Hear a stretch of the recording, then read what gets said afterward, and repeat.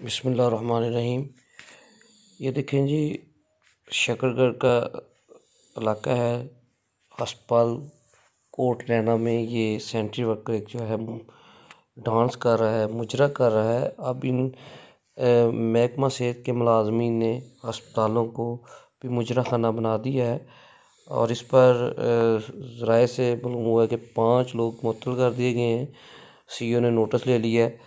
देखिए इस वीडियो में किस तरह बेहयाई फैलाई जा रही है।